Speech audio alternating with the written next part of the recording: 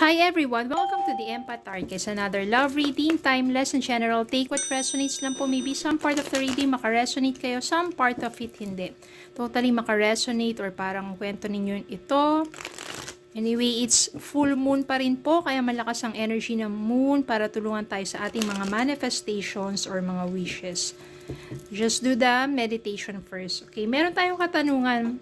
Naiisip ka ba ng person mo? At tingnan natin, ano ba yung mga nais niya sabihin sa'yo? Ano ba yung thoughts and feelings niya sa mga panahon na to towards you? Diba kasi minsan, alam mo yan, sumasagi ka sa isipan yan, hindi maaring hindi. Ano kaya yung mga thoughts and feelings niya towards you sa mga panahon na to? Tingnan natin. Ano may mga nais niya sabihin? Spirit guide, send me messages. Ayan. One more. Ayan. I wonder if you are happy without me. O, so nagwa-wonder siya, masaya ka kaya? Kahit wala siya. I hope that you can forgive me one day. O, eto na talaga. Kung mapapatawad mo raw siya, balang araw o isang araw, siguro kapag nagkita kayo, nagkausap kayo, I hope that you can forgive me one day. And I want you. Gusto ko pa rin ng person mo. Ano ba nangyari? Ano pa ba mga energies ng person mo? Ano pa bang nais niyang ipahiwatig? Ano ba ang energy niya? Spirit guide. Yan. Send me messages. Ano pa bang energy ng person nila? Ano pa bang nais niyang sabihin? Ano bang nararamdaman pa? Sitwasyon niya sa mga panahon na to.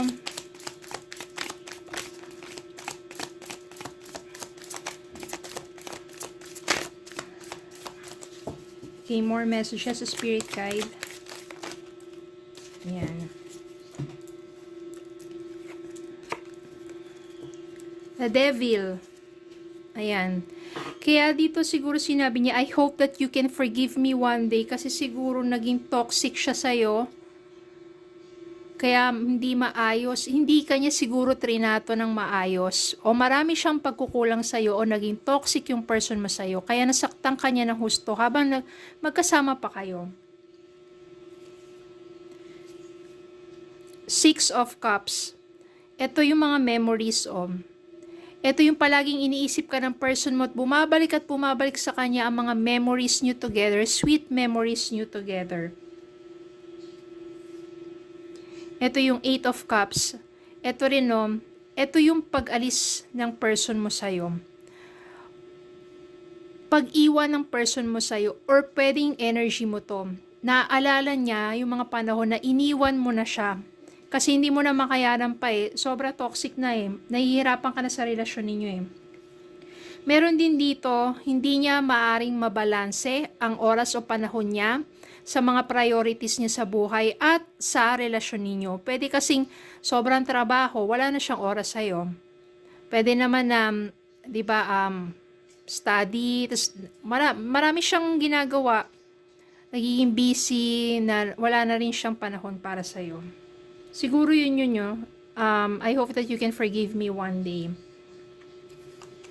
The Hierophant, no? Siguro itong person mo na to, humingi na to ng payo sa mga mas nakatatanda, no? Kung paano ba, syempre, di ba, kung minsan nagmahal, nasaktan, paano ba muling makabangon, or paano kanya i-approach or mag-reach out sa'yo. Especially, ano na to nagsisisi na to kaya nga I hope that you can forgive me one day. Eight of Swords.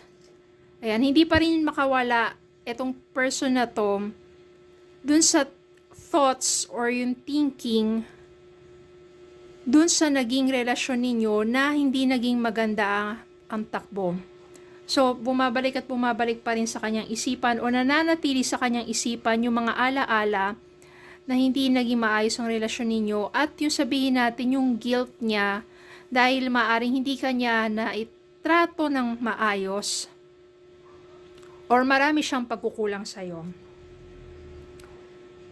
Four of Cups. So, yung person mo, kahit na marami na yan, maraming mga nasa paligid niya, pero hindi niya pinapansin kasi ikaw lang din ang iniisip niya. I want you. Gusto niya talaga. Ikaw pa rin at ikaw lang ang nais niya. Tingnan pa natin.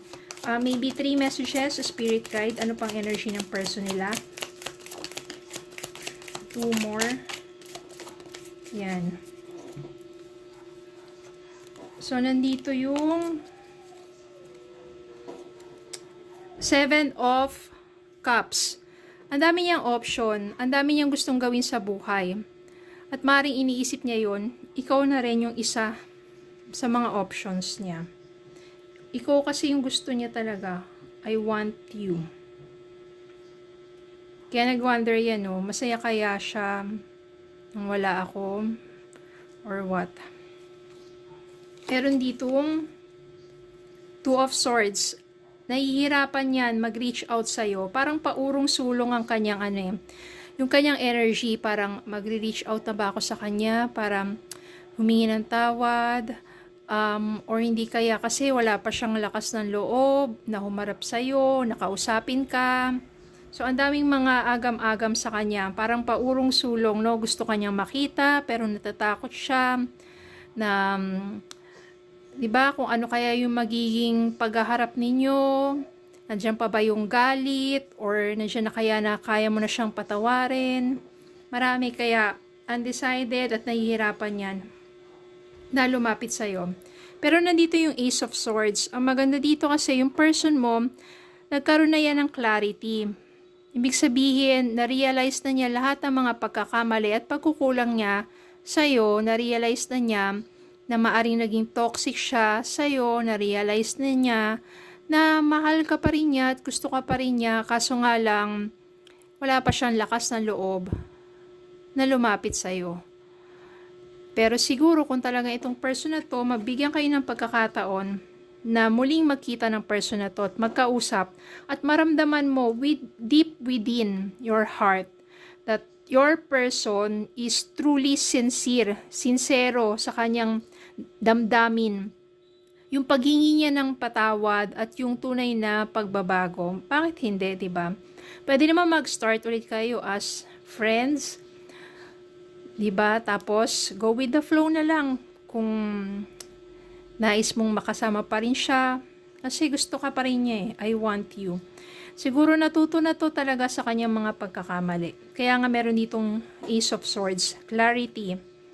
No, mas, nagkaroon na siya ng mas maayos na pag-iisip.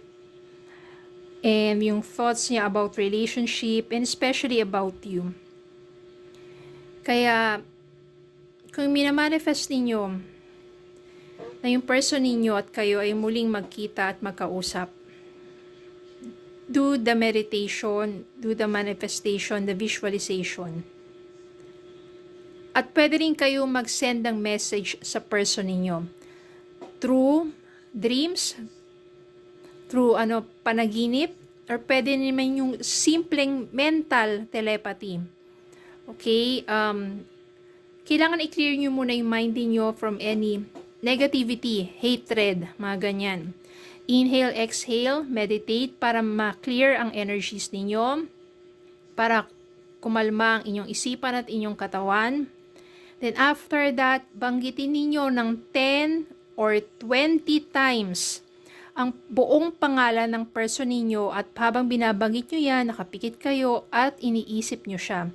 Tapos, mag-ano lang kayo ng short message na for example, banggitin mo yung pangalan niya, tapos, I forgive you. Do it 10 or 20 times. Tapos after that, ihipan nyo sa hangin, pakawalan nyo yung energy na yon, hayaan nyo maglakbay, papunta sa person ninyo, tapos, wag mo na siyang isipin pa. Kumbaga, kung ano yung ginagawa mo, tuloy mo lang, kung ano yung mga wag mo na siyang pakaisipin pa, wag mo na siyang, parang wag ka rin maghintay ng resulta. Kasi hayaan mo mag-flow yung energy papunta sa kanya. Kasi kung palagi mo siyang iisipin, wala, nandyan lang yan. No, pero minsan kasi kapag ganun ginawa mo, pinakawalan mo yun after mong ibulong kung ano yung nais mo sabihin sa kanya at pakawalan mo at huwag mo nang isipin pa, magpaka-busy ka para lang hindi siya maisip. Marireceive niya yung message na yun. Bila kang sasagi sa isipan niya. Okay, so yun lang po. Maraming salamat po for watching. Please don't forget to like, share, comment, and subscribe. Follow me in Facebook and YouTube. Have a good day po and God bless.